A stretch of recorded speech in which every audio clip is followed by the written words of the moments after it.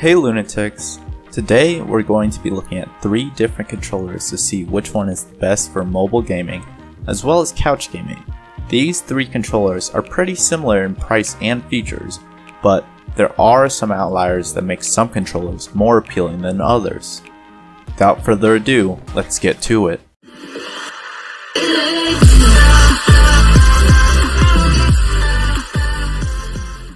For mobile gaming, the most important things to me were comfort and portability. Additional gimmicks and features were secondary, as a controller that isn't comfortable to hold would be a controller that isn't getting too much playtime. Portability is a no-brainer, as mobile games, by definition, are portable. With portability comes the size and accessories needed for the controller to play on a phone, and the comfortability is directly related to the weight of the controller and the positioning of the phone when held in the stand. Additional features would be rechargeable batteries and customizable buttons or software. Next, compatibility with other platforms is a huge plus if it is able to connect with more than just the mobile platform. Finally, the price isn't a huge deal for me, but I know for a lot of people that it will be the first barrier between getting any of these controllers. Today, I'm going to be going over 3 different mobile controllers, each with their own strengths and weaknesses that may influence which controller is best for you. They are the Xbox Core controller with the 8-bit DOE, mobile clip, and rechargeable batteries, either off-brand or the official Xbox battery, the Razer Raiju Mobile, and the 8-bit DOE SN30 Pro Plus with the phone clip. Let's take a deeper dive. Right off the bat, we'll dive into the prices for each controller. Starting off with the most inexpensive one would be the SN30 Pro controller and the addition of the phone clip, totaling $60, and the controller itself just coming in a bit under $50. The next controller in the list is the Razer Raiju controller, coming in at around $70, or at least it was for me when I bought it, and it includes its own phone clip built in, so one less thing to buy. The last controller would be the Xbox Core controller, coming in at $60 by itself, but add an additional $15 for the phone clip, and if you want rechargeable batteries, another $12, or if you wanted the official Xbox rechargeable battery, that will cost you an additional $25. I thought the rechargeable pack of 4 batteries made more economic sense, but if you already have some batteries laying around, rechargeable or not, then you can forego this extra price, with the cost coming to around $75. But if you're like me and had to buy everything brand new, totaling up all the extra things you have to buy for the Xbox controller will put you close to $90. So that'll tell you right away whether or not a controller is out of your price range, but the base controllers themselves are all pretty close in terms of price. The thing that increases it a lot is the clip and batteries. The first category that we are going to be looking at will be the comfort and portability of the controllers.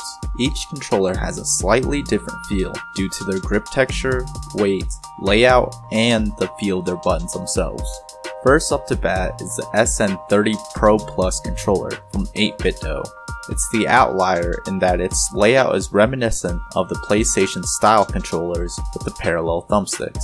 This is more of a personal preference situation, but I think it's a pretty comfortable controller. The buttons are also laid out in the Nintendo Switch style, with all the buttons swapped, but this can be changed within the software. The D-pad, buttons, bumpers, and thumbsticks are all super responsive and feel really nice. The triggers are alright, not the best, but not mushy or anything bad. Overall, it's a pretty good feeling controller that ticks off a lot of the check marks. It's a normal size controller that is the lightest of the bunch, so it's definitely portable and won't add too much weight to your pack to carry around. The phone clip that is bought separately is removable and comes in 2 pieces. It's made out of plastic, but seems to be pretty durable. It can fit my Note 8 with its bulky Spigen case, so it should be able to hold the majority of phones. I like the fact that I can detach it into 2 separate pieces, further improving its portability factor. The only downside is that there is no adjustability factor to it and only allows for a single angle to view the phone. Overall, I would give this a 7 out of 10 in the comfort and portability score.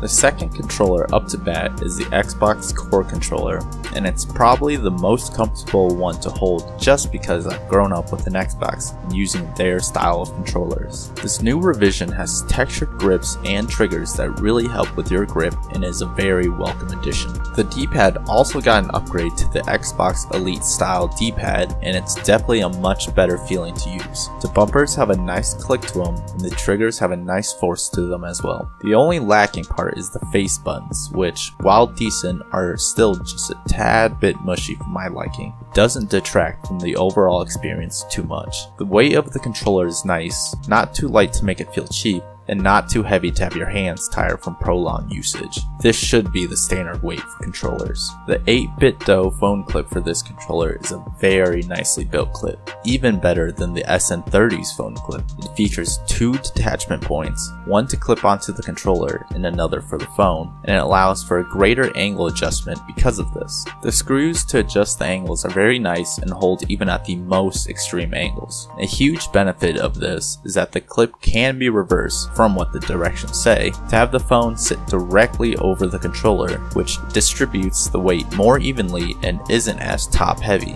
Overall, I'm a big fan of the controller with its updated design and the modular phone clip, and would rate this a 9 out of 10 in the comfort and portability score. The final controller we're going to look at is the Razer Raiju Mobile. This controller is just a tad bit bigger than the Xbox Core controller, and also includes some textured grips as well. It is a bit heavier, and combined with a phone, it can tire your wrists and hands a bit faster, but you also do get used to the weight pretty quick. The thing that this controller does super well is its mecha tactile action buttons, which are an absolute blast to use since they are essentially the mechanical keyboard switches reincarnated into a controller. I cannot emphasize how nice these buttons are to press, other than the fact that if you have ever typed on blue switches, these have a pretty similar feel and sound. That means these suckers are loud, but satisfying. When it comes to buttons, these should be the gold standard, and I have to say, I love them. The bumpers have a very nice click, and the triggers have a good amount of resistance to them, and they also include a hardwired switch that limits the amount of travel the triggers have, allowing for faster response times that are ideal in shooters. The D-pad is also a solid piece of material, and will serve you well in any side scrollers. The thumbsticks are textured and are just solid. The phone clip is integrated, and thus removes the need to carry any additional things on the go, so it's also the nicest in terms of portability. The clip is able to handle the Note 8 in the case with just a little room to spare, but should be able to accommodate the majority of phones on the market today. It introduces a maximum angle of about 60 degrees and is a very solidly built clip. This is my 9.5 out of 10 controller in terms of comfort and portability. Takes the crown in this criteria.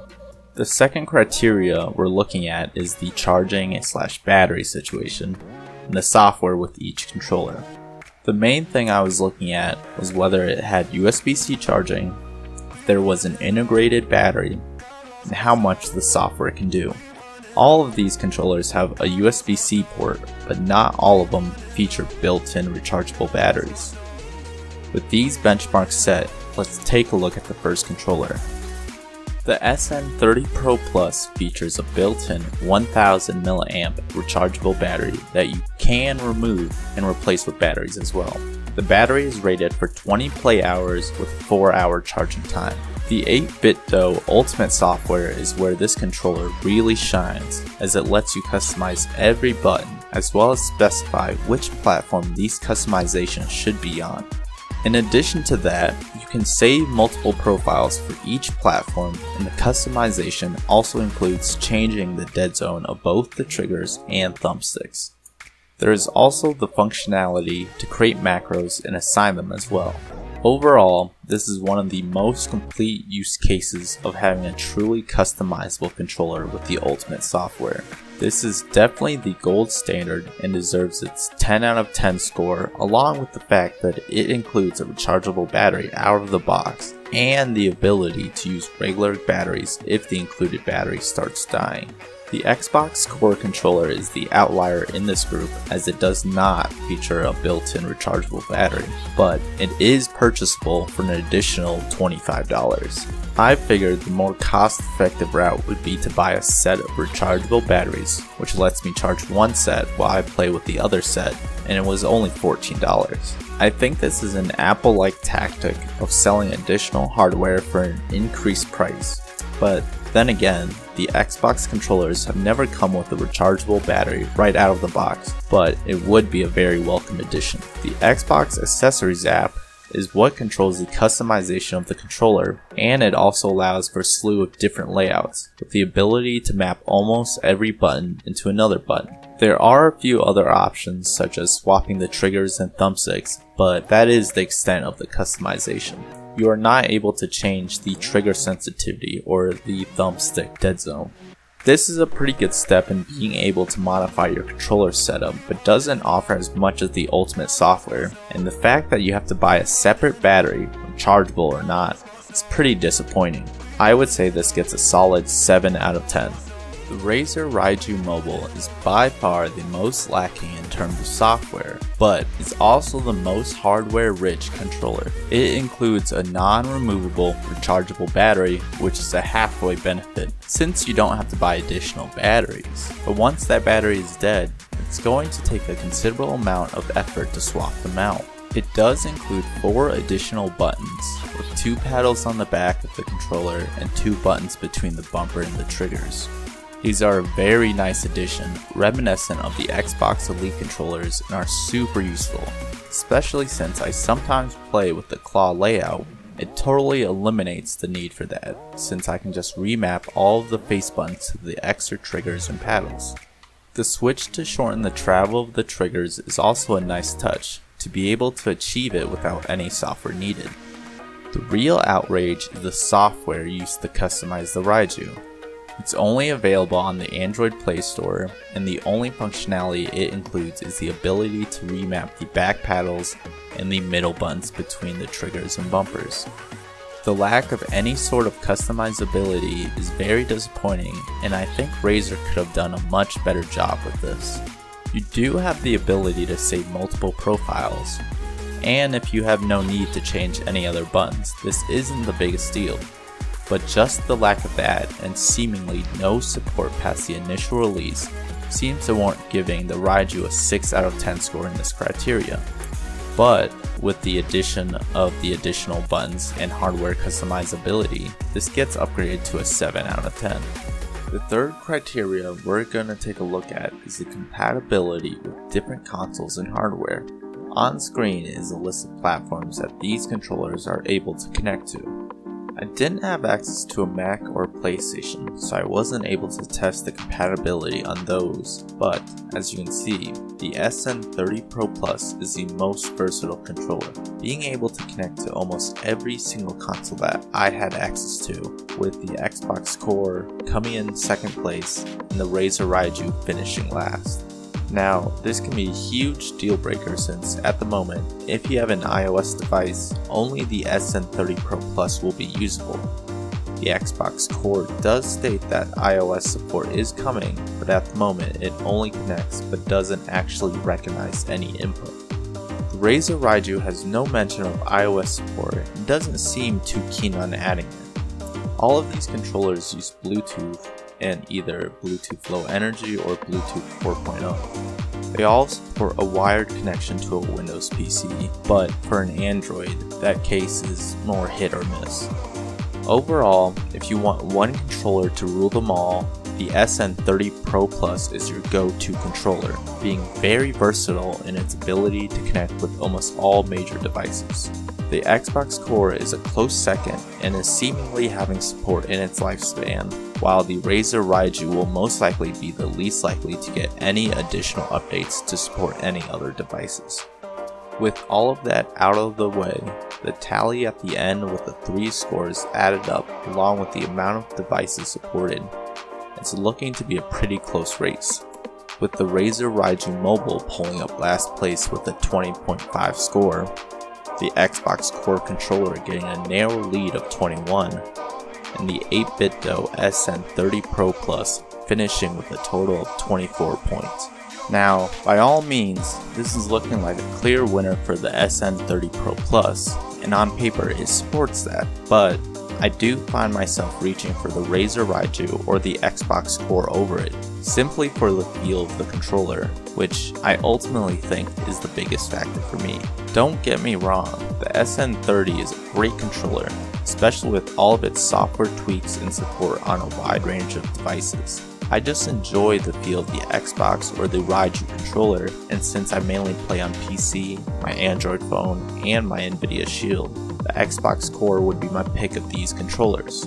With the swappable batteries and the super adjustable phone clip, this controller is prime for on-the-go gaming, in addition to couch gaming or PC gaming. I would like it if I didn't have to buy an additional battery pack for it, but I do like having the modularity option of replacing them if they ever wear out. I don't think you would go wrong with choosing any of these controllers, as I've had a blast using all of them. I just think you will have to weigh the different categories based on your needs and see which one comes out on top. Which controller do you think is the best for mobile gaming, for PC or couch gaming? Comment down below what you think, like this video if it was informative, and subscribe for more videos like this one. Thanks for watching, and stay bright.